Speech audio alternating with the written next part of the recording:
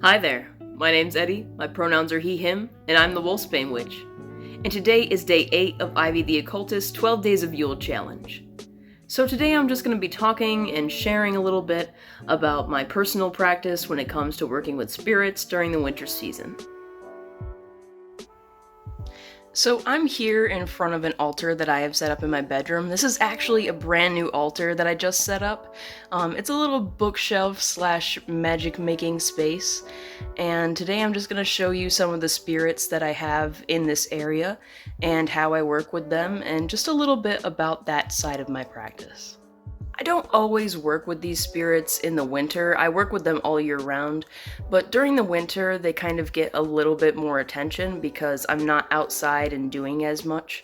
And I tend to find that a lot of the nature spirits that I would typically work with during other seasons are not around as much or are gone altogether during this season. A lot of the spirits I work with are fae spirits or nature spirits, and they kind of have a seasonal or elemental quality to them, I find. So sometimes in certain seasons I will be working with certain types of spirits more than others.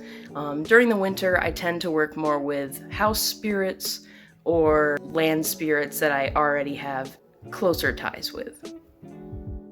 I might also be working with my deities more closely during this season, or doing something with my familiar spirits like I have behind me.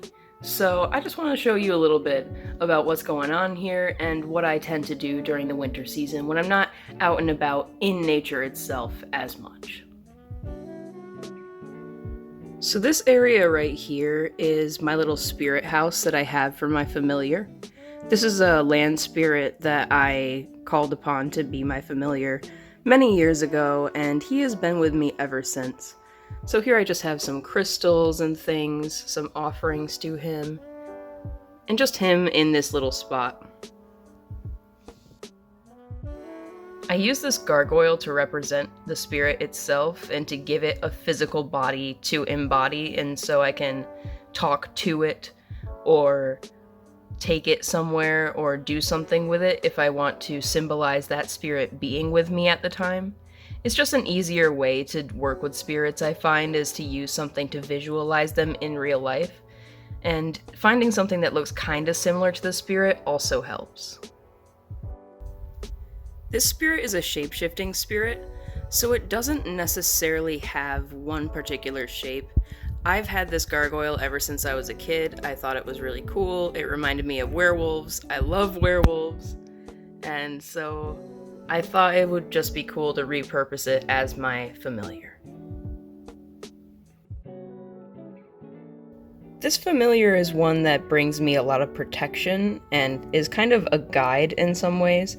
So I have a lot of protective herbs. I have some black salt in here, some protective crystals and other things around him, and even a little bit of luck. This is a little rabbit's foot that I got at a second-hand store.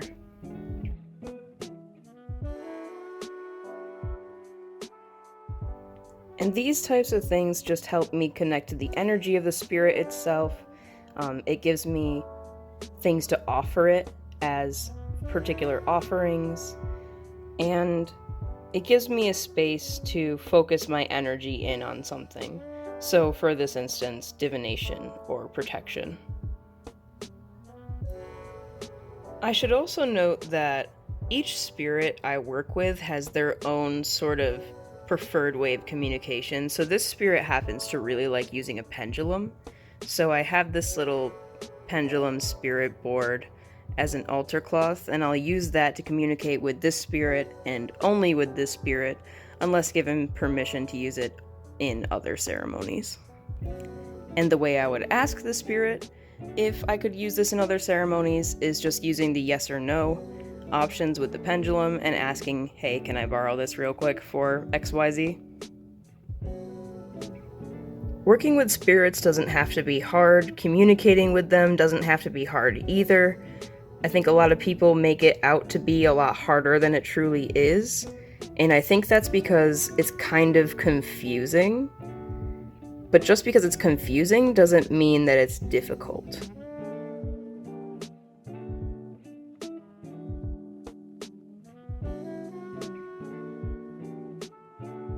It's also something that requires practice, patience, and perspective. For instance, the first time I met this familiar spirit, I was kind of freaked out because he didn't look the way that I thought he would look. And isn't that such a human reaction to have? I mean, it's a spirit, it's non-human. It is something of the unknown. But yet I was still shocked that he looked, in my mind's eye, a bit frightening at first. Now, as I got to learn my own path and my own spirituality and my own connection to spirits, I realized that looks aren't everything. And a lot of the times, spirits will look a certain way just because that's how they look. It's a lot like if we're trying to compare an alien to a human. What's normal for their bodies and for their appearance is not going to be considered normal for us, but that's just a matter of our perspective and what we're used to, and not necessarily an indication of good or bad. An ugly spirit or a scary spirit isn't necessarily evil, and it isn't necessarily good either. It's just like people. But with that, I think it's time to move on to the next spirit that I work with. Everyone get ready and prepare to feast your eyes on the most amazing thing you've ever seen. Gerard.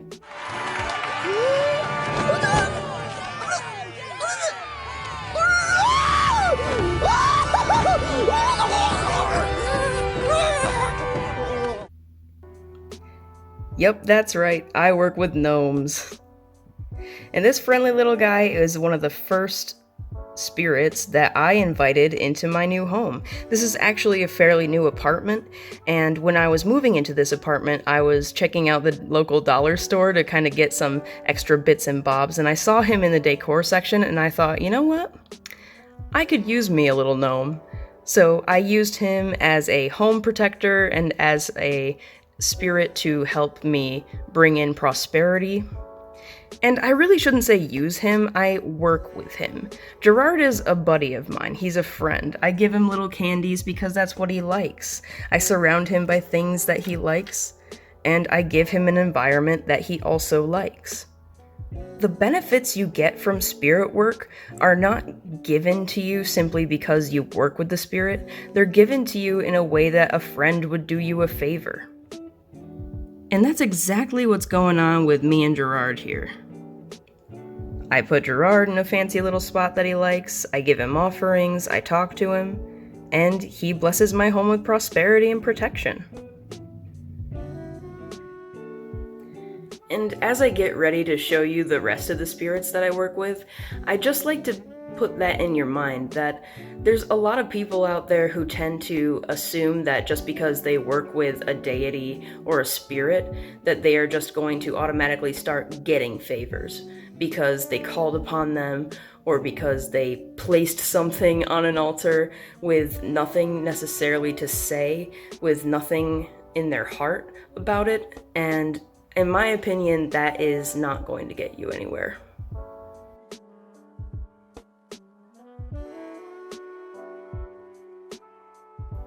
One of the key components to successful spirit work is mutual respect. But how do you build mutual respect with something that you can't necessarily see? Well, let me show you by using my plants as an example. Notice the shape of my aloe plant. You can see how it's not perfectly circular and it's leaning towards the window space. That's because it's wintertime and there's not a lot of sun. And so it's saying, hey, I need more sun, and it's growing towards this direction. This is its way of indirectly communicating to me that it needs to be put in a sunnier spot. So I put it here. A lot like my aloe plant, spirits can also communicate with you in indirect ways based on the nature of what they are. My aloe plant isn't trying to tell me directly that it needs more sunlight, but I can understand its needs based on looking at it and its reaction to its environment. You can translate this to spirit work with a non-tangible entity in a similar way by noting what's going on in their altar space. For instance, if you have a candle and it's just not lighting for you, no matter how many times you try, but then you try a different color candle and it lights up the first time, that might be an indication that, hey, I want a different color candle, or hey, I don't want a candle. So you can use little signs like that as confirmations, and then you can use a pendulum or tarot or something else to help confirm those intuitive hits that you get, and that will help you work with your spirits a little bit easier. And before I move off my plants, I'd just like to note that many of my plants I work with as their own plant spirit, like this big old spider plant I have here. I've had this spider plant for a long time, and I use it in my practice as a plant ally. Same with my aloe plant that I mentioned before. Each one I use in different ways depending on my personal associations with the plant and my personal relationship with the plant, and also with the metaphysical properties of the plant. Hi there. I know I've moved around a lot in this video, but I've been having to show you quite a few different places in my house. I have a lot of these things spread out. So the last thing I want to show you is this little area right here. This is my TV stand. It's a little fake fireplace, and I use this to represent my hearth, or the center of my home. And this is where I give my offerings to my house spirit, or my house brownie. A house brownie is a fae spirit that typically attaches itself to a family or a property, and it will clean up and help take care of the animals and different things in the home, as long as you continue to respect the home, of course. Brownies are also known to bring prosperity and physical health to the owners of the home, so it's really nice to start a relationship with a brownie because there's many upsides to it. There's something you should keep in mind, however. House brownies and other fae spirits as well, they do like their offerings in the center of the home, like the hearth, but they don't typically like their offerings wide out in the open, somewhere very exposed where everyone can see. So you might notice I have this little decor piece, and behind it is where I give my house brownie his offerings.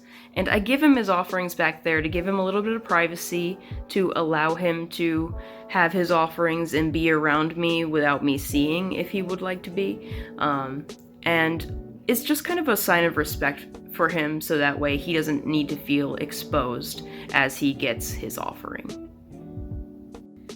You could give offerings in this way by just putting it behind something in your center space of the home. You could also do something like putting it in a windowsill behind a curtain, or you could just give it out in the open and see what happens. For me, I find that it is more respectful for my personal house brownie to do something like this, so definitely do a little bit of divination, do a little bit of communication, figure out how your spirit wants offerings, if they want offerings. Figure out what's going on with that as you're working with your spirit, because it's going to be a little bit different for each spirit, but there might be some overarching similarities depending on the type of spirit it is. And these are just the spirits that I tend to work with more from within my home, and so by extension, I tend to work with them more during the winter time. They're not necessarily wintertime spirits or Yuletide spirits in a sense, although I do work with Odin during the winter time, so I suppose you could say that he's a Yuletide spirit in my practice. But for the most part, these are the spirits that I would be working with more closely during the winter time, and my plants of course all year round because I need to be taking care of them. But yeah, I work with these spirits all year round in general, but I do focus with them a little bit more during this time, so I figured I'd just share a little bit about them and it'll show some of my spaces that I have for them and kind of explain how I view them and how I work with them in my own practice. So if you've been watching this far, thank you so much for watching. If you've subscribed already, thank you so much for subscribing. If you want to subscribe, definitely go ahead. I'm going to be posting videos after the 12 Days of Yule challenge is over. And of course, thank you so much to Ivy Corvus, or Ivy the Occultist, Occultist for making the 12 Days of Yule challenge. I'm having a blast so far, and I hope that you enjoyed this video.